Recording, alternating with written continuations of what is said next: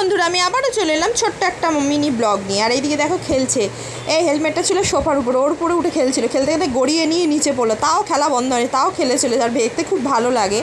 আর এই সাদা সাদা জামা কাপড়গুলো না ওয়াশিং মেশিনে ঠিকঠাক পরিষ্কার, এগুলো একটু হাতে ধরো সাবান দিয়ে একটু কলাটা একটু ব্রাশ দিয়ে ঘষলে আমার মনে হয় পরিষ্কার হয়। যাই হোক, আর আজকে প্রিয় আমার খাবারগুলো আমার আজকে রান্না হয়েছে। আমি ওল কচুরগাঠি খেতে ভীষণ ভালো, তার সাথে ইলিশ মাছ, পেঁপে শুদ্ধ মা মাখছে। আর এটা হলো ওল দিয়ে ইলিশ মাছের মাথা দিয়ে একটা তরকারি। আর এটা হলো আর মাছের ডিম আর বেগুন ইলিশ মাছ সর্ষে বাটা। আজকের এই মেনু।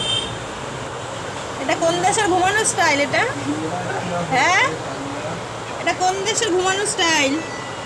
লালটুর ভাই পল্টু ভাবি আমাকে এই চুড়িটা 2022 সালে আমাকে গিফট করেছিল। তো 22 পড়েছি, 23-এ পড়েছি, এবার 24-এ পড়বো।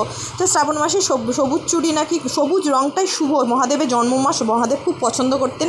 পার্বতীও নাকি তার শিবের জন্য পড়তো, তো আমরাও তাই